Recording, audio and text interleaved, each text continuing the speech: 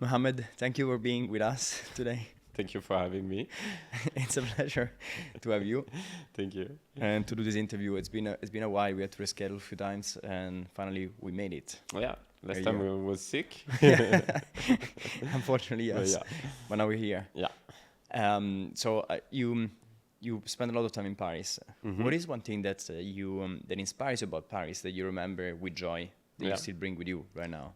One thing that I find interesting about the Parisian scene is that, like, since there is way less artists there in the scene, and there are way less parties going on compared to Berlin. Like, I feel like every project, when we had this kind of French Spring Rave um, 7 or 8 years ago, that everybody tried to bring up really something unique in their art, in their music, or whatsoever.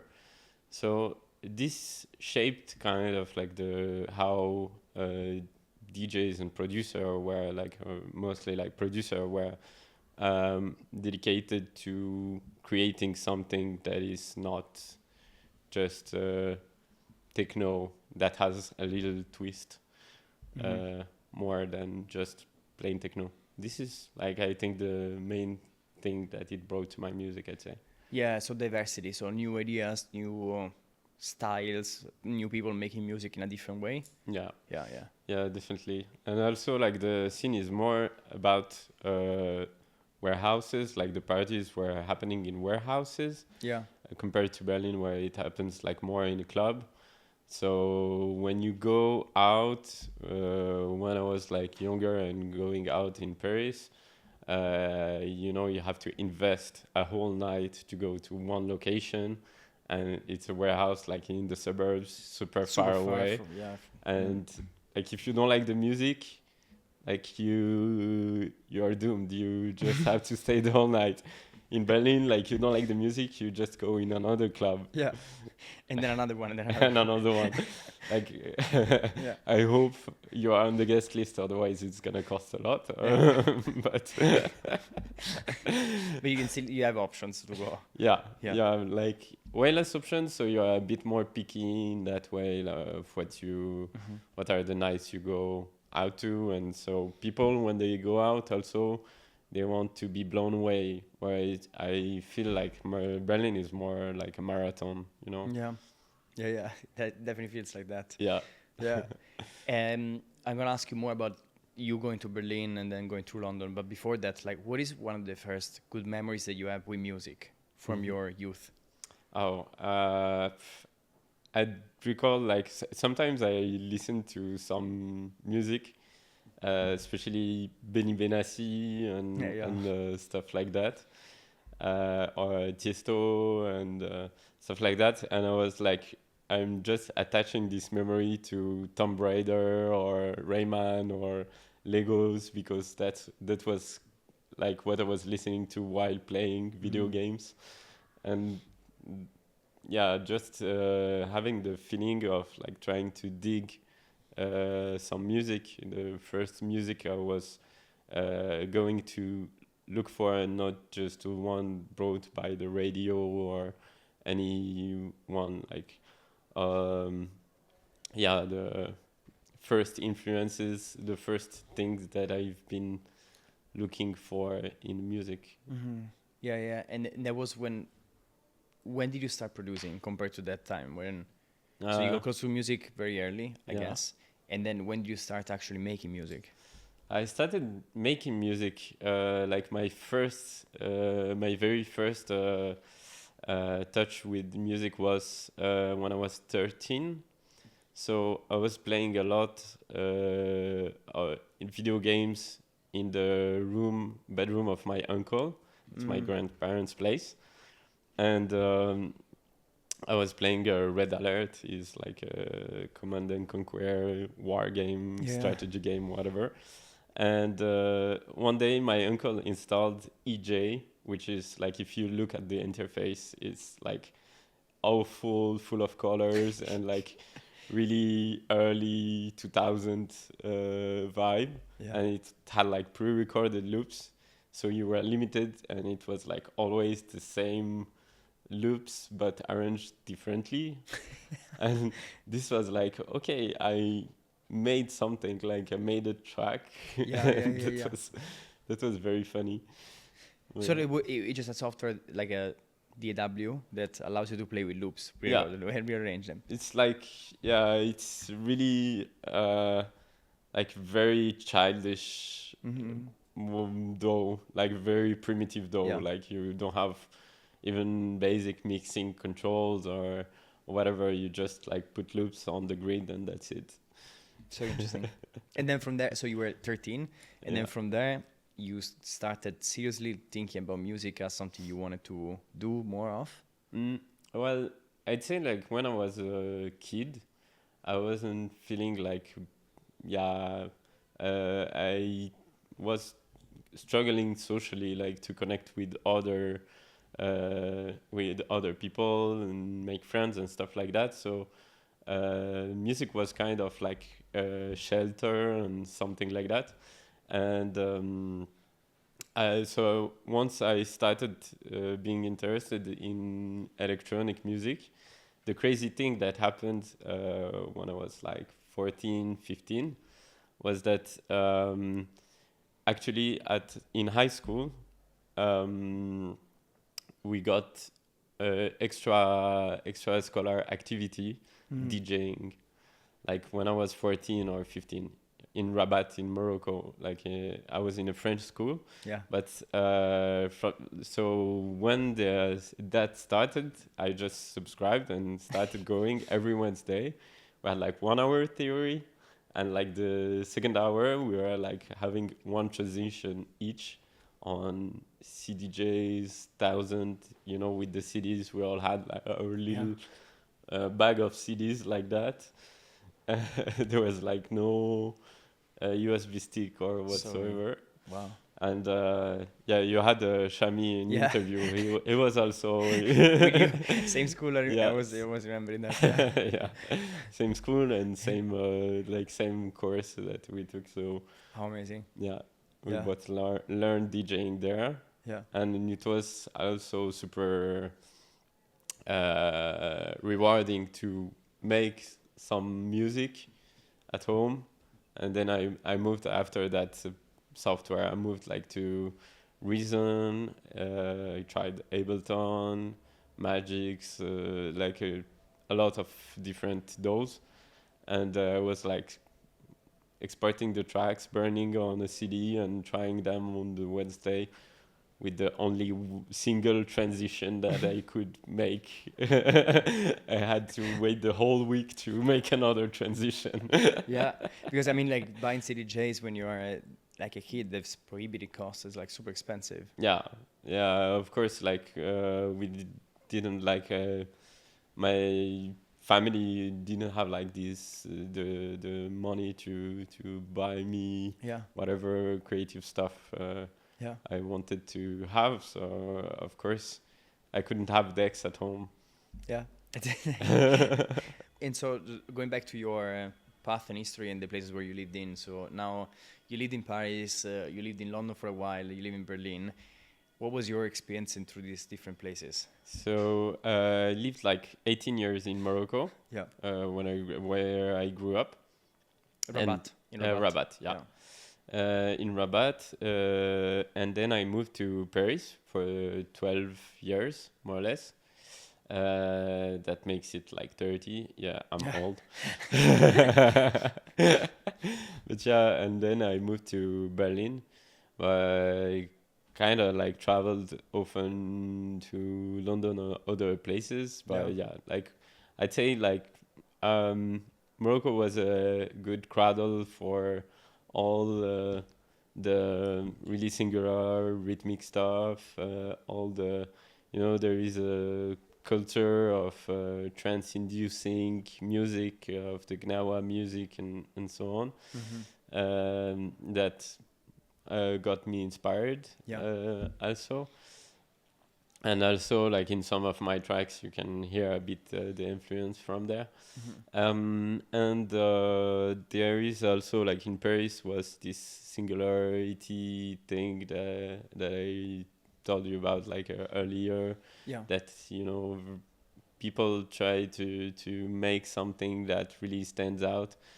More in Paris, I have the feeling that instead of conforming to some techno standards or whatsoever, and yeah, Berlin brought me a bit of like a completely different thing. Like I was like coming to Berlin, I could identify that people were in this kind of marathon, and you know the first thing my flatmate was telling me was like, yeah, but like your kicks cut through too much and I can't mix them with other tracks. Interesting. Yeah. I was like, yeah, it's not my fault if people don't know how to make kicks. Like, and that's like the Parisian ranting, Yeah. basic one. And after like I kind of like my taste changed, evolved, and I was like more okay. I want to blend better and kind of be able to think focused on a DJ set instead of focusing on just a single track production. So that's what Berlin gave you, because probably people think about tracks in a functional way. Like the clubs are so central to this music.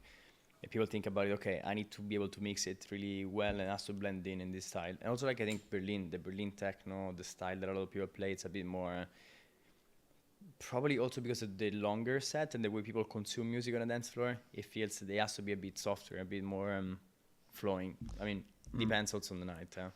Yeah, like the thing that I found interesting in that regard is all the hypnotic build up and the loopy effect of the trance inducing music, in the way that in the beginning of my career I was like more doing DJ sets that were kind of fireworks. Yeah. Like it was like okay, I have to blow away people's minds because they moved like so far from their place to go to this party, so they have to, and they are also the nights are shorter.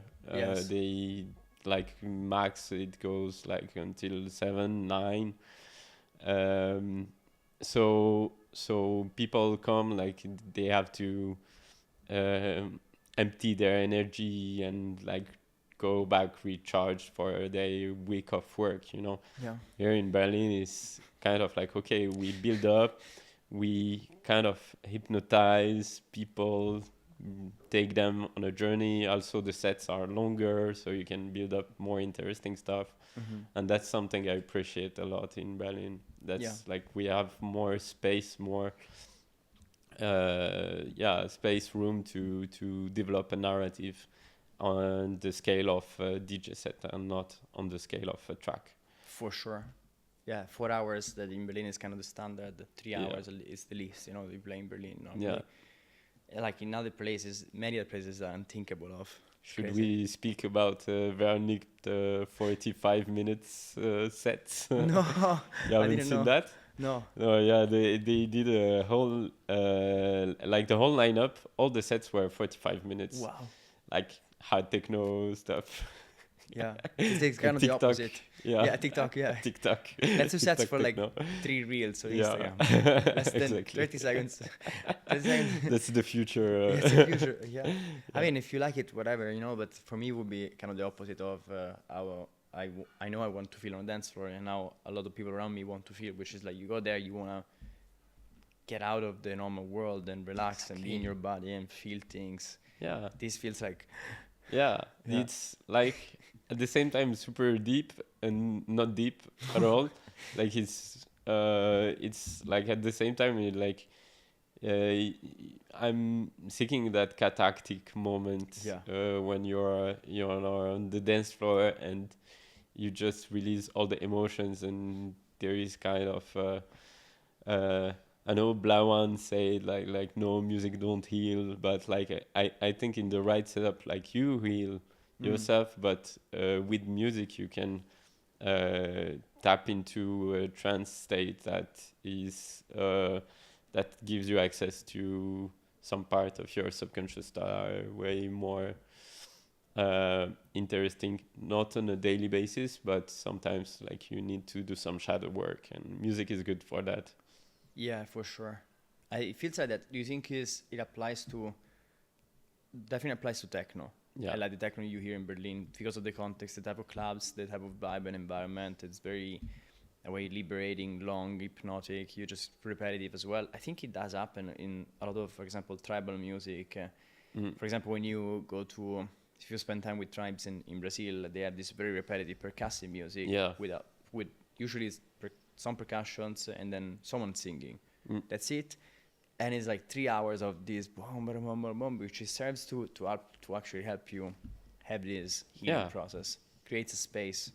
And makes you feel like safe and cozy, I guess. Some people have theories about this that I find interesting, like that it's like related to the heartbeat of your genitor when you are in the womb, or some stuff like this, where you can kind of like feel secure and nourished and so on.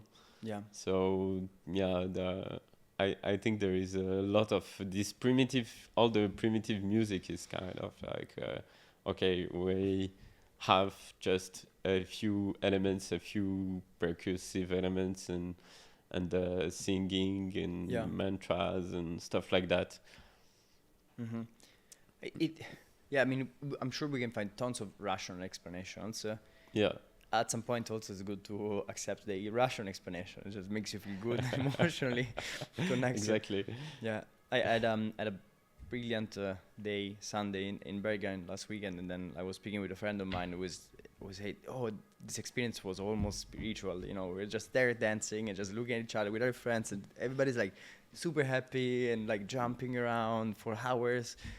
It is really spiritual because at some point you don't really think, you just are in the moment, very present. You exchange information and energy with other people by just looking at each other. Yeah. And it's very different from the way we normally live life in a big city, which is very analytical. Yeah. It's an occasion. It's a gift of a byproduct of the society we live in. Like we wouldn't have all this without capitalism, without all that. So instead of fighting that, maybe like we can see, you know, like it's our window to a more inner perception of our inner world. Yeah. Yeah, it's true. It is a big window. And one thing that I was curious about is like, what led you to move to Berlin? I know. You want the real reasons or the... On the reason, but I also want the story that we spoke about Berlin. Okay.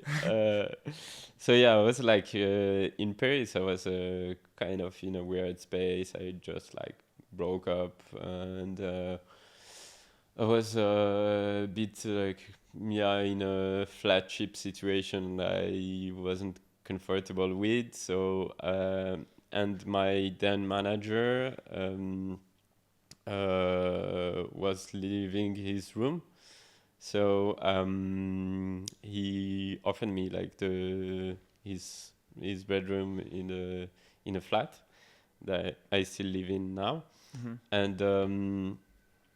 And I was just there, and one day I was going for a little run. This is like just to make sure I'm not very sportive. Like that was like very exceptional. But before this run, I genuinely like raised my eyes to the sky and asked like, okay, please universe, can you just give me a sign whether I should move to Berlin or not? And I went on the same day, which was like the 1 month exactly before moving to Berlin for a gig anyway. And also when I had like to give my resignation letter for the apartment, I received a completely random text message from an unknown number saying like, "Hey Kelly, this is Jane," or I don't remember the name, but yeah, I'm waiting for you in Berlin or something like that.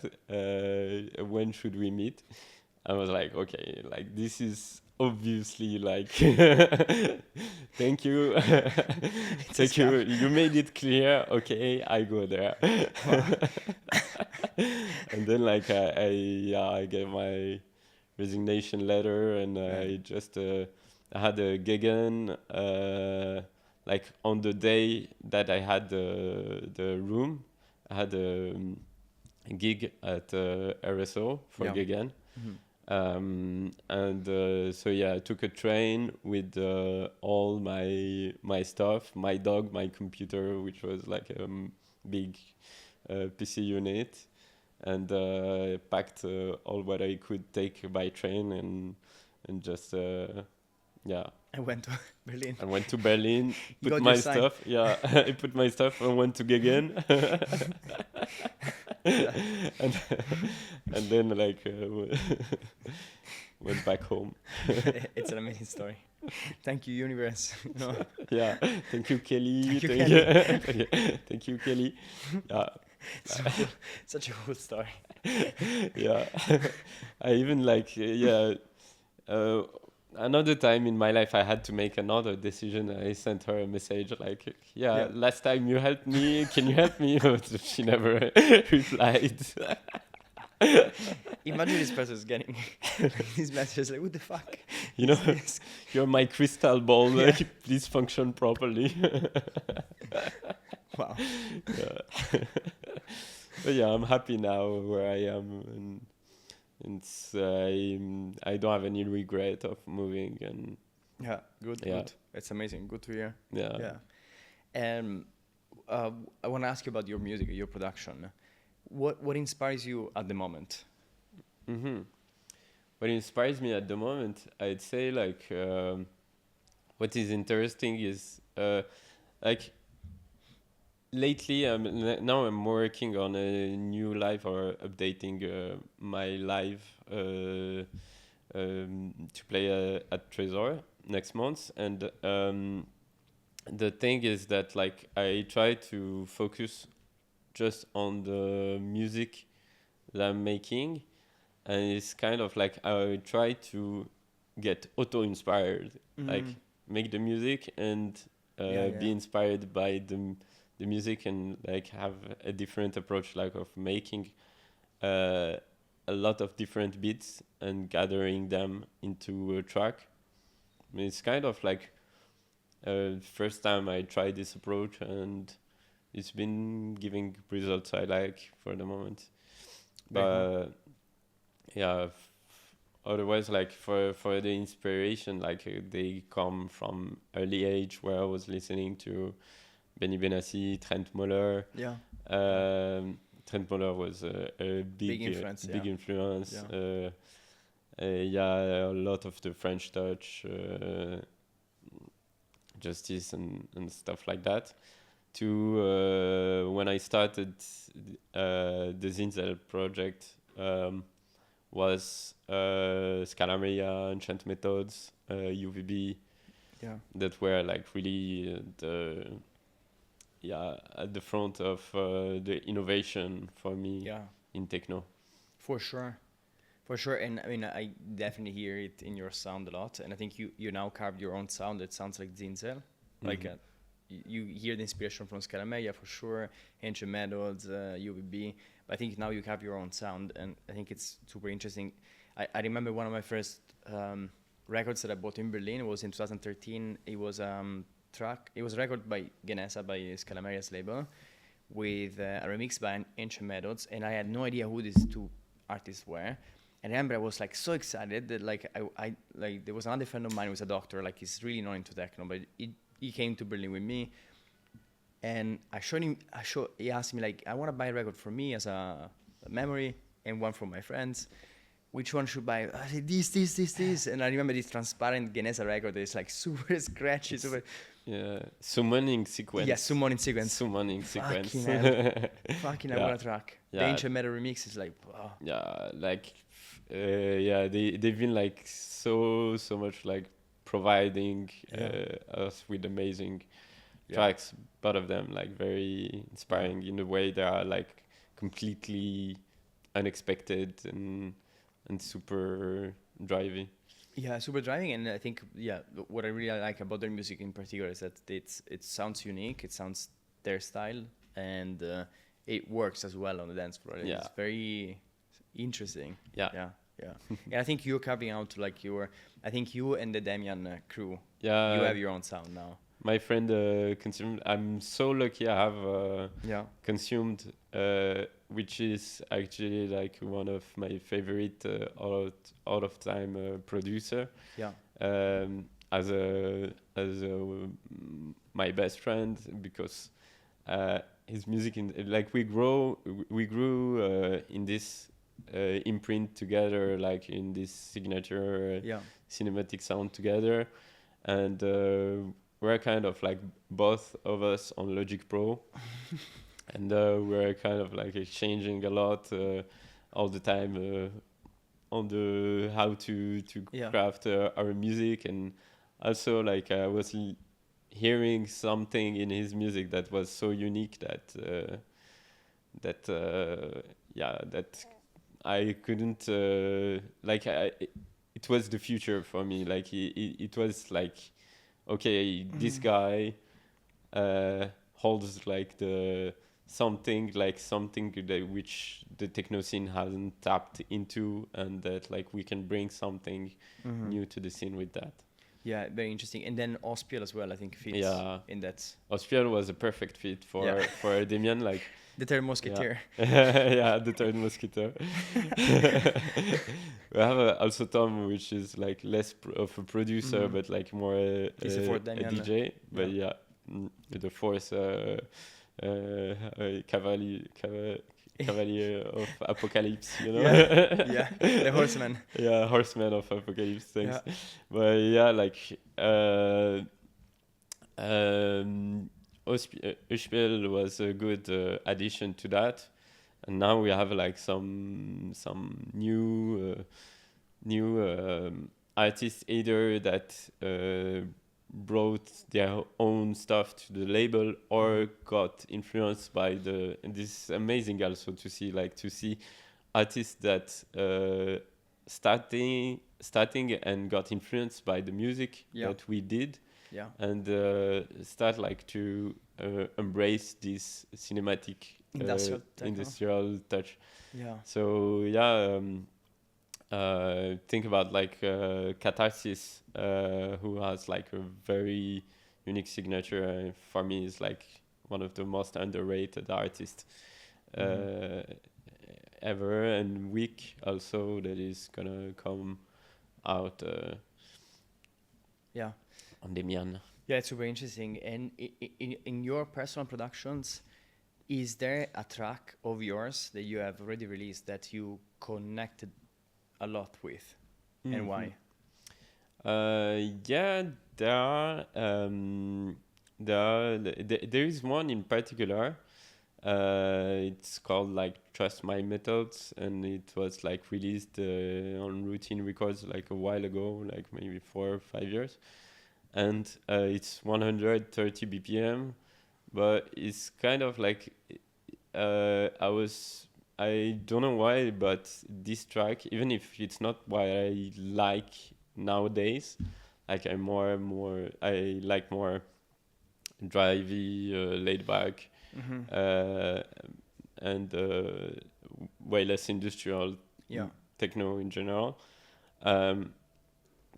This track has a kind of like build up and a groove that is very very cool, and a big build up in in all this like 130 BPM you really feel like what's between a kick and another, and like yeah, Yeah. bringing a bit of nostalgia of where everything was low Slower. paced, yeah. Yeah, yeah, Slow very paced. interesting. And another question I always wonder is there a track of yours that you think was not a good track, but then somehow you release it, you sent it out, and then people seem to have resonated a lot with it? Yeah, Pathfinder.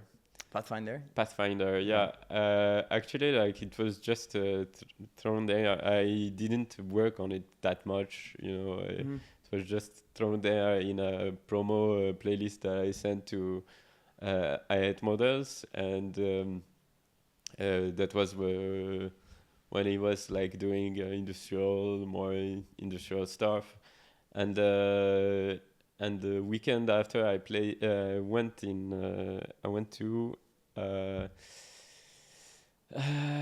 what was the event? It was in Rotterdam. I think it was Rotterdam Rave Festival. So Rotterdam Rave Festival, like with 6,000 people, and listening to that track played in a set, I was like, okay, like, yeah, I haven't even seen Yeah. the like all the stuff that I made in it that were cool, and then I released it and it worked well for that track. But yeah, I wasn't like betting on that horse at all. Wow. And you didn't know that he was about to play. I mean, you did he send you feedback and say, "Oh, I love this track, I would play"? No, no, You didn't no. know. Yeah, amazing. I don't remember. That Yeah. was like a while ago, but yeah, like. Yeah. Mm. It's interesting you said it's a track that I didn't work a lot on, and it just came out of you. Like, do you think? What is your production process? How do you trust yourself when you made a good track? Mm, well, that's kind of like one of the pros of living in a flat shared house or having Yeah. a artist as partner or Yeah. whatever, is that like you can see how they react Yeah. somehow. Also, like playing the tracks and testing the tracks in a crowd, like is super cool thing to do if you have the opportunity to do it.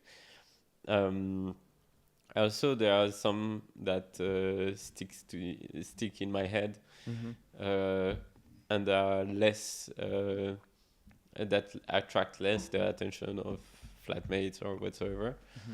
So yeah, sometimes I just like sit in the studio. You know, we have a shared studio at home, and you have a flatmate that like pass by and like, ooh, okay, and he go makes himself a It's a coffee or sign. whatever. You know, like that's like, okay, I should.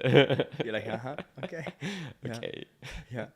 How does because so I also ask this question because sometimes I think when you spend a lot of time in your tracks, I think for a lot of people the tendency is that you overwork a track Mm. because you always find something that could be different and you think Yeah. different is better because we tend to think we get bored about listening to the track for Yeah. so long. And then we overwork it, the soul of the track is lost. It becomes technically better, it sounds better, but then again, like, it would have worked like 7 versions ago, maybe. Does Mhm. that happen to you too? Yeah, the secret to that is to be broke and to have a shit computer. So you're forced to bounce the tracks and you cannot go back. Thank me later for the advice. Thank you. So go broke. Go broke. No kidding. Or get a shitty computer. Yeah. It's like one take. No, yeah, but like more seriously on this topic, like I have the feeling that I kind of crystallize a track like when it's done, Mm-hmm. when I export it. So I try like to do just a long session where I work on the track, mix as I go most of the time, because techno requires like every element to be well mixed. Otherwise, like for me, it's kind of like not like pop or whatever, Yeah. where you just lay the idea and you can go to sleep. So there is kind of like a, yeah, during a work session, and then you take a step back. You can export it, let it sink a bit, and like come back to note first the things that you want to modify, and then modify them like with sticking to that plan. Otherwise, like it's never ending. yeah. Yeah. What is something that you think most producers, when they're starting out, get wrong in their process of making music? Well, one of the first thing is like having either headphones that distort the spectrum or a bad room, and trying to be super accurate about the EQ is kind of like two sides of a same coin that is like doesn't make sense. Yeah. Like just do your music, and even if it's like not the best mix down, don't be super specific about the EQing, because like 100% like your headphone or your listening setup won't allow you to have a neutral listening system where you can exactly target this frequency or this frequency. This is like the most common thing where I see like super complicated EQs, Yeah. where like it's gonna just make the sound better on your headphone, or But it doesn't translate necessarily to a club or... yeah, exactly. So you can use SonarWorks or Sound ID or stuff like to balance, to even out the spectrum. Yeah. At least to have a better idea until you can afford and have a properly set up studio where you can studio. Yeah, SonarWorks actually makes a very good difference. I think it's very useful. Yeah, like people are kind of 50-50 on that. Yeah. I personally use it, and I feel like it's super, like I cannot go with it without it. Yeah. Yeah, like it allows me, like, even if you correct just a tiny bit, it's gonna be good. But like it doesn't solve other issues that requires physical treatment of your room. So it's not all of it. It's not a magical solution. For sure. Especially, I think, because I know you also produce with your speakers a lot. So I think speakers, if you treat the room, that's the way to solve most of the issues. SonarWorks can just help a little bit if you do the measurement. Yeah. If you produce with the headphones, do you think SonarWorks is like enough? I don't like producing with the headphones for other reasons, mainly. I'd say like, yes, I'd use SonarWorks also on the headphones, but it doesn't work well all the time. Like I've tried, like, they have this repertoire of presets for headphones. There are some headphones where it's like wrong. Like so I don't know, like maybe it's like they changed the manufacturer, like changed something. So sometimes like I just listen and there is a huge spike. So somewhere in the spectrum that makes it like even worse. So yeah, fair enough. So for this reason, and also because the stereo restitution of the headphones is for me like kind of irritated, because like when you're on the speaker, you receive, like you receive the direct signal to your ear, and the direct signal to the other ear, but also the reflections on the walls. You receive the sound of the other speaker to the other ear, and this is closer to a club setup or an environment where you would listen loudly. So it gives you a perception of space as well. So of course, I produce with headphones if I didn't have choice. And there are like some headphones that simulates a studio environment, which is a good fair price solution. I'd say that like 300 PSX, I think, is the brand who makes them. I haven't 300 tried. BSC. Yeah, yeah. I haven't tried them, to be fair, but I have some fellow sound engineer that told me a lot of good things about them. Very interesting. I'm gonna look them up. Mhm. And I have another question. How do you communicate with aliens? And It depends on their mood. Sometimes they are playful, sometimes they are angry. It's like a mess, like to have a proper conversation with them. They are super annoying. Like I know. sometimes they are like, yeah, we're gonna invade your planet and stuff, and you're like, All right. you have to send a peaceful song to soothe that. And sometimes Yeah. they just want to dance, and you never know. Like it's super tricky. That's okay. But you seem to have a good relationship and understanding. Yeah, I'd say like the main clue to communicate properly with them is like to complex LFOs. They're like when you start to bend the waveforms and stuff like that, they start like to be a bit more peaceful. So if you want to communicate and manage the simulation LFO a is the little key. better, yeah, you should watch the masterclass Yes. for Home of Sound, so you can. And then on a serious note, like you did a masterclass for the Homo Sound community, and you speak about LFOs a lot. Can you tell us, like, the highlights, the two things that for you are really worth checking out and they're important? Because you use a lot of LFOs for modulations, also on the cinematic sound, but also for scenes. So A lot, like on everything, hypnotic scenes, and everything. I love also to craft my drums with them, so you have like precision. So a complex LFO, like my love for LFOs started with modular, because with modular, you take a control voltage, a signal, and you assign it to different parameter than the notes. So you can assign it to a note. So depending of if it's between 0 and 12, it's gonna give different variation of the notes. And if you assign that to a filter, to a, I don't know, reverb, dry wet, or distortion, wave folder, or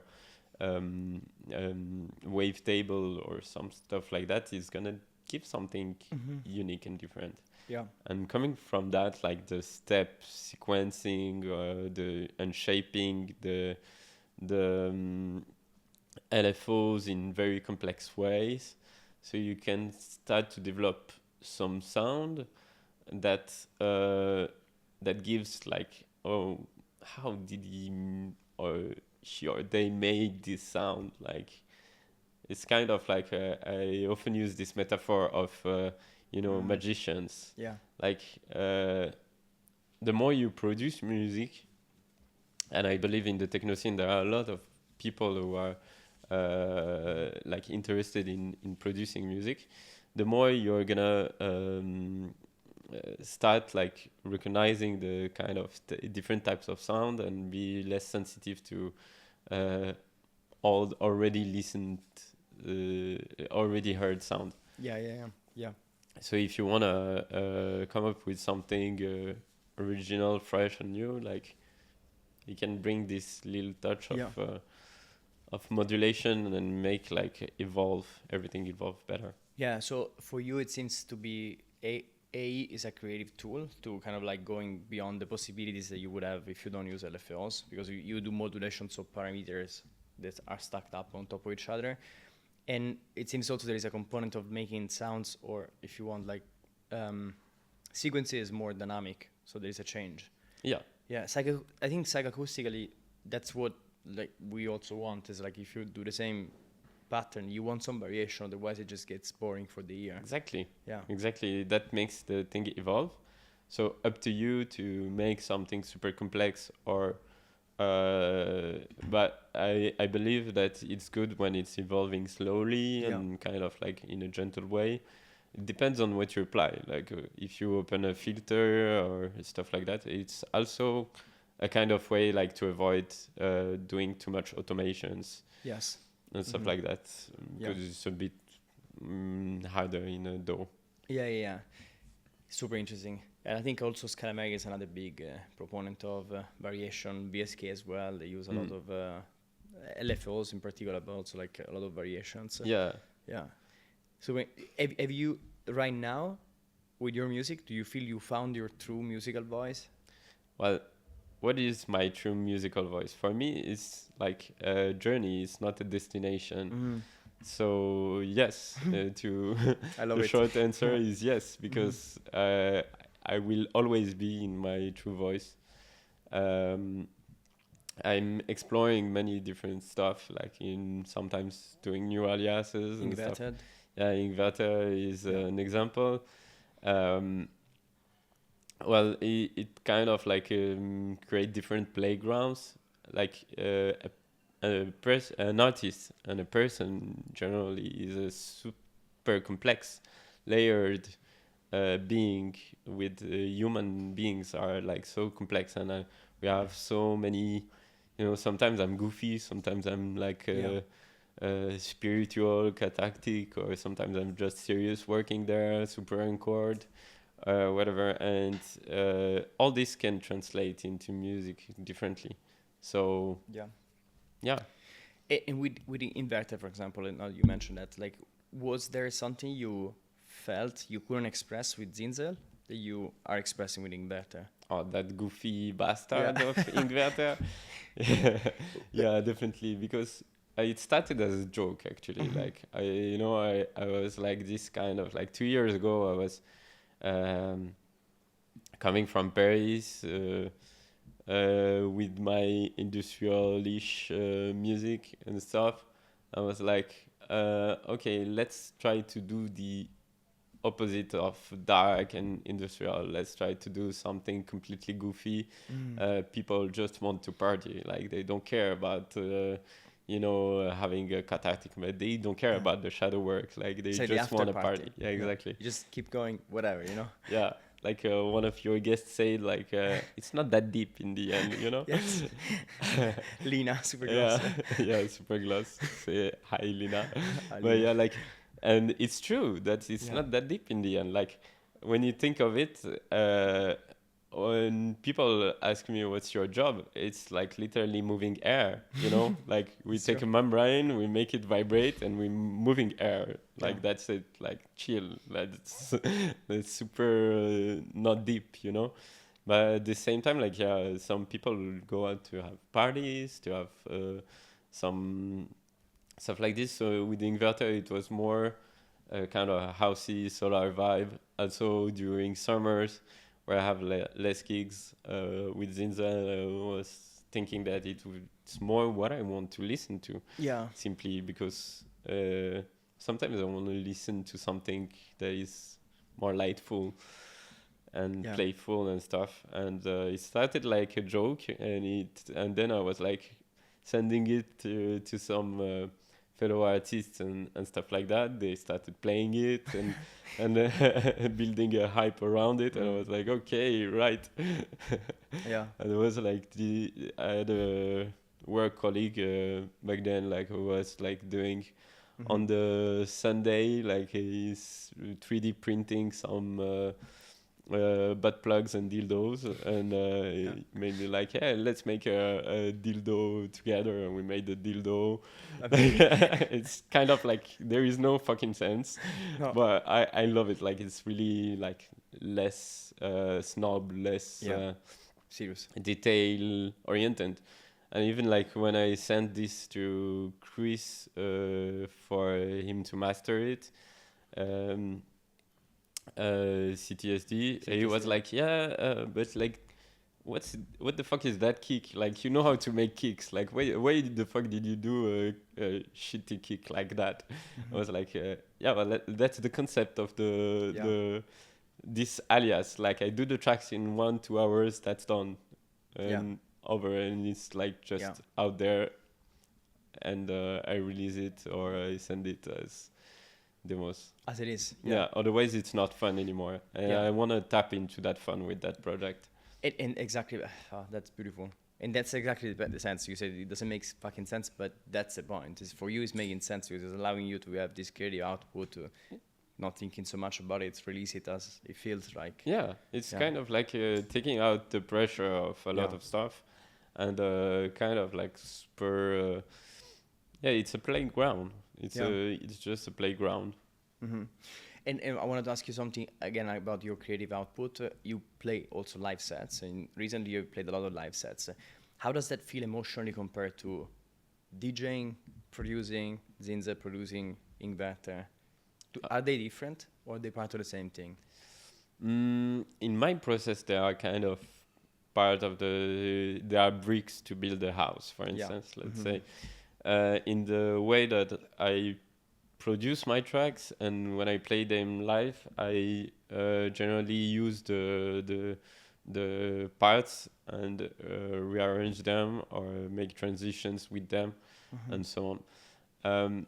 My music as Zinzal at least is too complex to be just improvised live, I'd say. Like it can be, there are like some share of improvisation. So most of the time I have my tracks already made, sliced into different loops and played live where I can decide when to add an element or what track I can play and so on.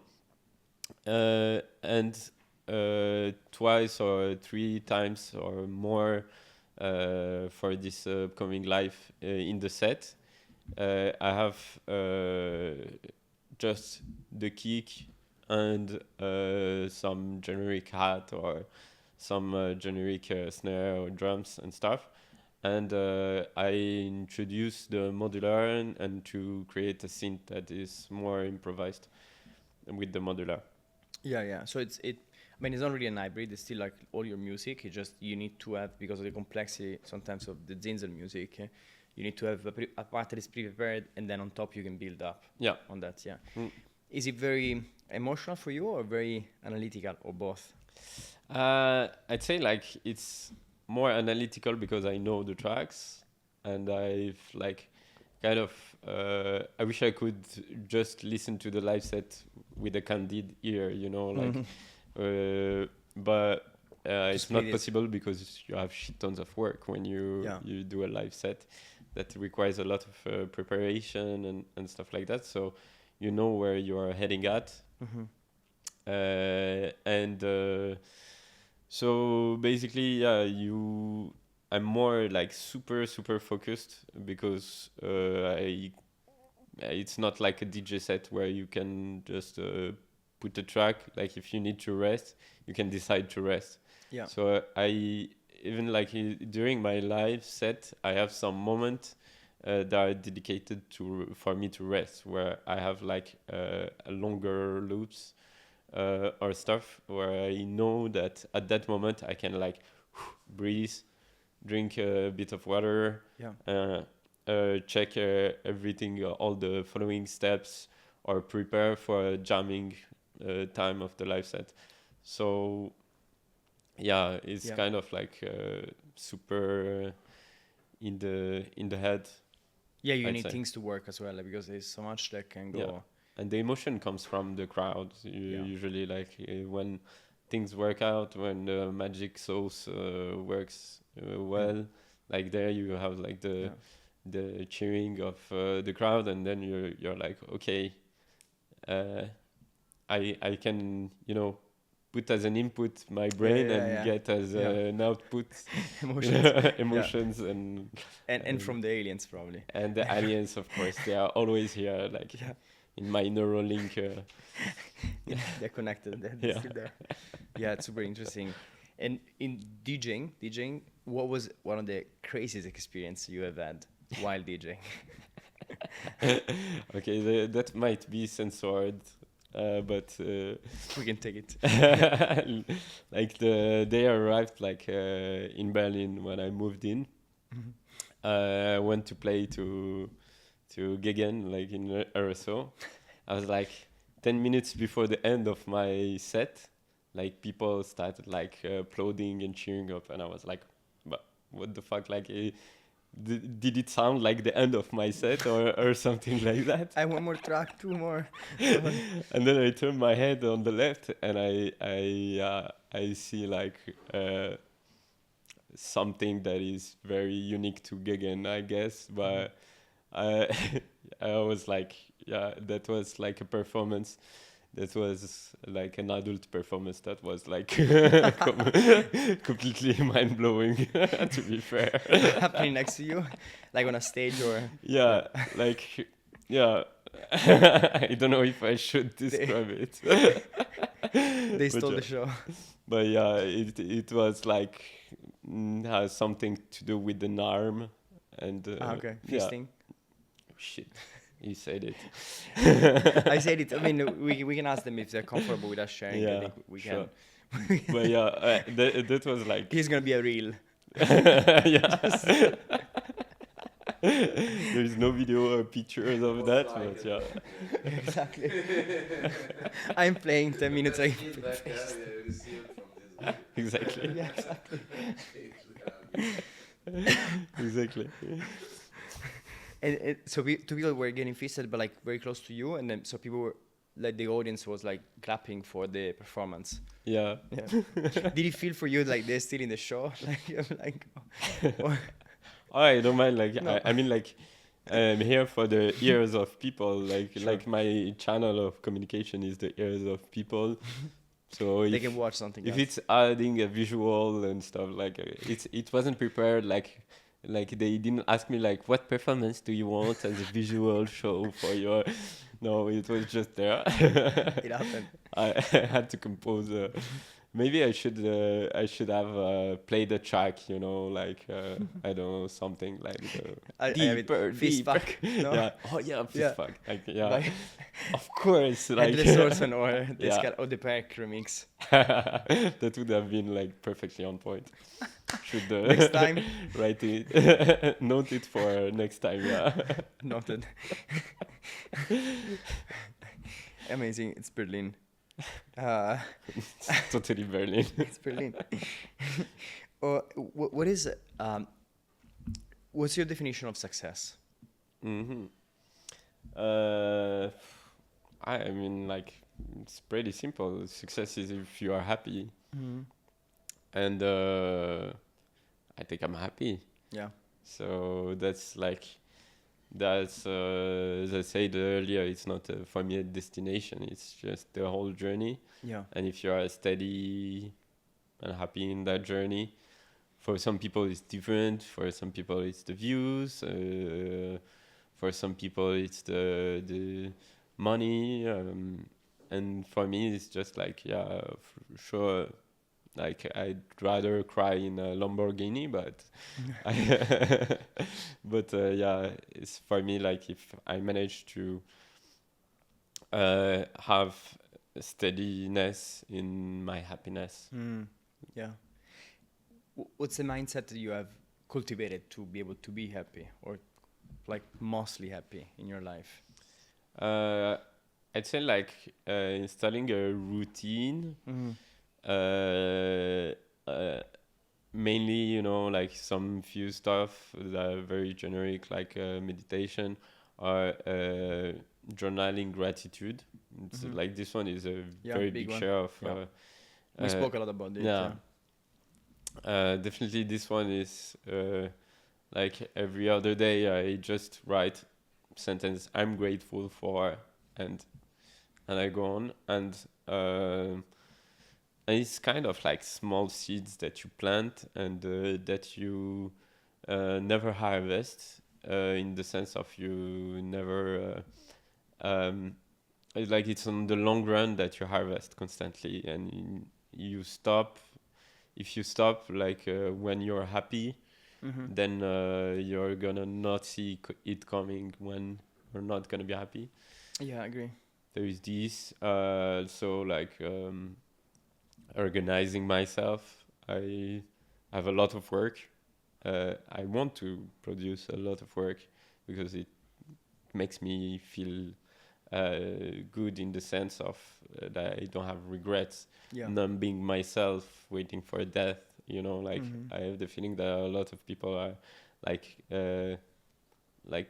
missing something about life experience, just entertaining themselves. Yeah. Yeah. Yeah. So yeah, I guess like if you wanna on the big picture achieve your goals and stuff like that, Yeah. just rather set up yourself a little routine, a little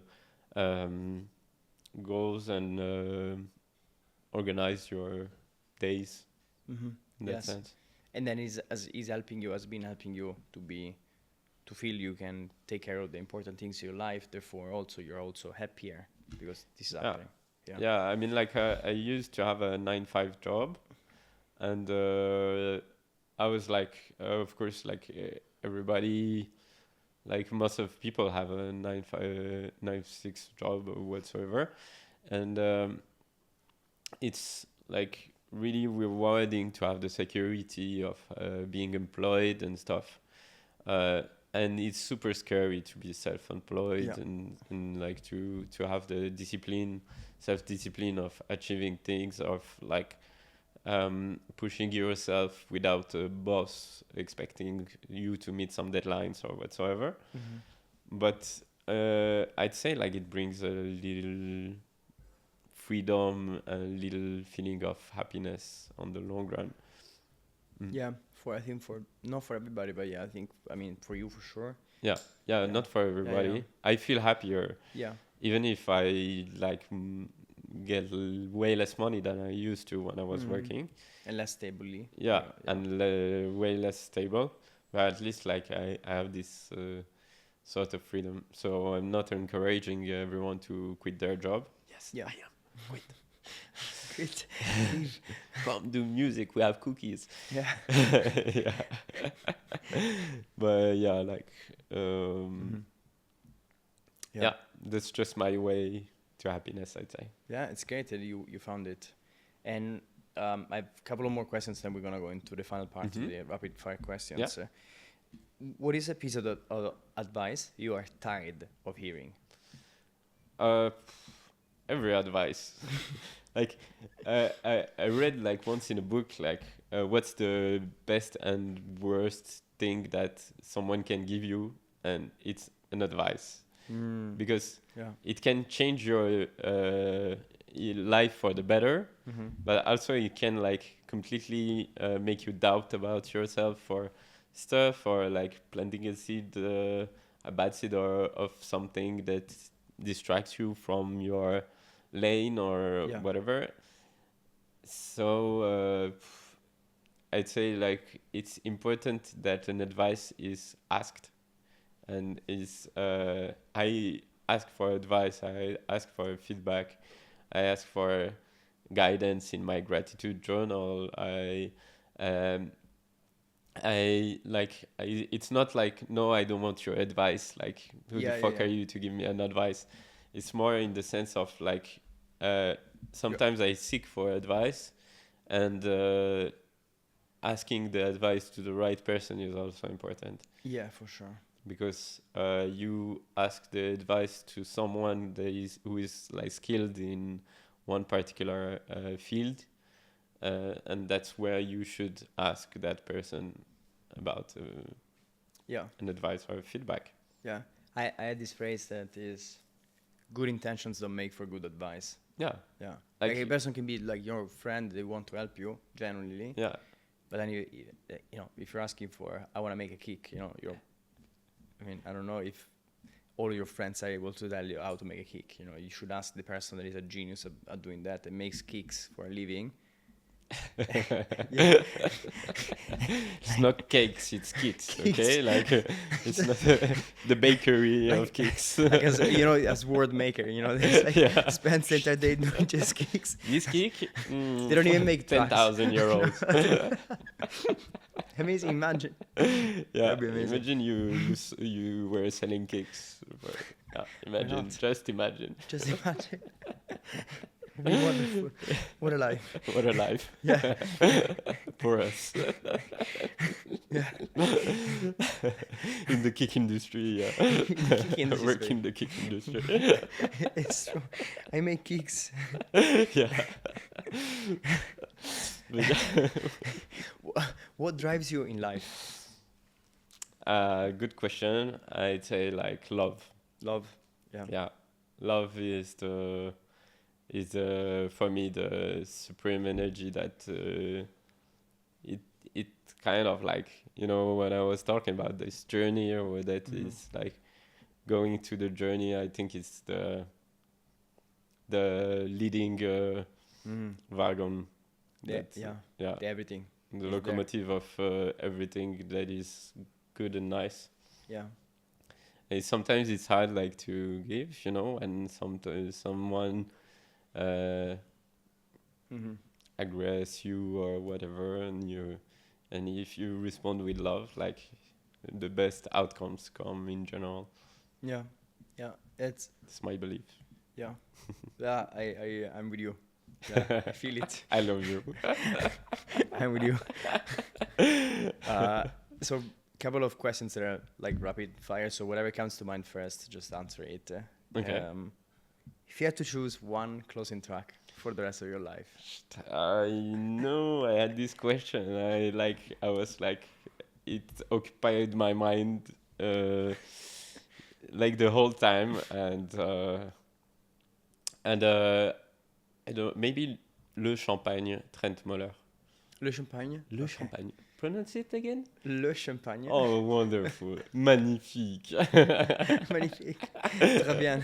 Très bon. Yeah, it's really like it's I don't know, like you hear it, like it's very luxurious and lightful, and like you feel like you are on a rooftop wearing a tuxedo and you are super rich and you're like Popping champagne with your friends, champagne. with your lovers and Yeah. friends. Amazing. Why not? And then your favorite question: can you sing aloud your latest track? Okay, so just for that, like I can make the synth, but you have to make the Kick. the kick. Okay, I'll so do it. make the kick, a little snare, please, and if you can make a hat. Okay. Boom. Ch, boom. Wow! ch, Wow! boom, ch, Wow! boom, Wow! ch, Wow! boom, ch, boom, ch. It's good. We have it. Then we loop it. It's done. It's done. Fantastic. We don't need more. What is a guilty pleasure track of yours? Aha! I know Spice Girls are some of your favorites. Spice Girls, And of Taylor course. Swift. Yeah, You Taylor always Swift. listen to it when we are together. Oh my god, I love it so much. Guilty track. I'd say like Anamanamesia chairlift. Okay. Anamanamesia. I need to It's look like it up. yeah. Okay. I need to get up and understand why. This I like we'll have to correct in the subtitles for sure, Yeah. but I don't think the AI would pick it up now. yeah. Great. Yeah. And the video clip is super Twisted. yeah. I will check it out. Would you rather play in front of 10,000 people, huge stadium, like I Hate Model show, like, or after party with your flatmates and 10 more friends, very small environment? If it's like 45 minutes set, like no thanks. No, I'm kidding. But like, I think like the 50 friends I already did quite a lot, and of course I'll always be happy to do. But the experience of playing for 10,000 people would be interesting because for me, it's also a way to connect through music Yeah. with way more human beings. Yeah. So that's a chance I wouldn't miss, for sure. Very good. Yeah, and like, of course, if it resonates with just 1% of the people, or I managed to capture the essence of 1% of the people, is like already huge. It's a lot, yeah? Yeah. Yeah. And it must be like a lot of adrenaline, a lot of like Yeah. And just energy. for the experience of, that's like experiencing this in my life. Yeah. What's one DJ, producer, or any type of artist that you would get stuck on island with for a week?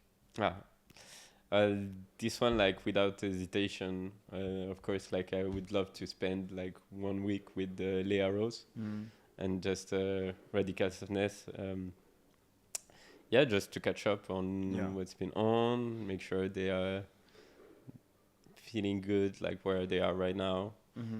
And yeah. And also they are a great force of nature, so they would protect me from spiders and make sure you eat something. Make sure you stay healthy. You stay hydrated. Stay hydrated. Yeah, that'd be wonderful. Yeah. Rest in peace. Rest in peace. And it's like of course, if I have a genie that would ask me, that's what I would go for. I feel you, man.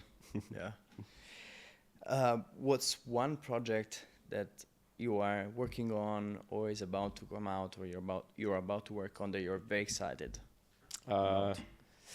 Bunch of stuff. There is a inverter release next month, or by the time the interview is gonna be released. Which date is it? So it's gonna be the 19th of September. Okay. So right after the interview. Yeah. So it's tomorrow. Amazing. Something like that. Amazing. It's good to have dates. It's good like to schedule things. And it should have a remix of Answer Code Request, which is a good one. It's gonna come on Raw. It's like again some goofy tracks that are cool. Very cool. There is this. There is gonna be like also the day after we are on the 20. There is a Demian Label Night in Berlin. Nice. Proper big one. We are inviting Special Gelb. Do I pronounce well? Yeah. And UFO 95. Nice. And I'll be also playing as inverter there for the first time. Very cool. So that's like something I'm excited about. And there's a little tour in China, and that is, I'm scared because I never took so long flights. It's also a lot of excitement.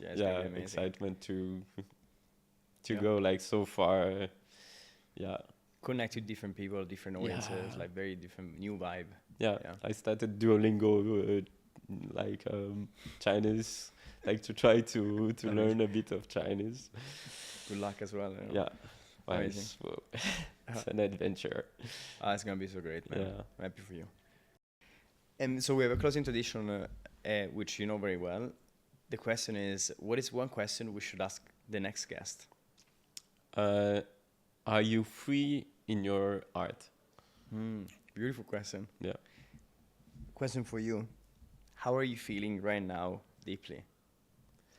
Right now I'm feeling good, like steady, happy.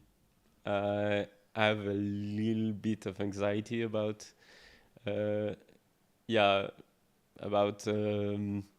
trip to China, to be fair. Also like working a lot, but I'm feeling like way better than I used to these past last months. Of course, due to the grieving and stuff like that. And I'm more tapping into peaceful and soothed part of my life. Which I like. Thank you for sharing. My pleasure, and thanks for whoever asked. And thank you for the interview. It's been super fun and nice to spend time with you also on this side. This was really fun. It felt very genuine and like a friend's talk. Very pleasure. Thank you. And see you. See you later. In 30 seconds, actually.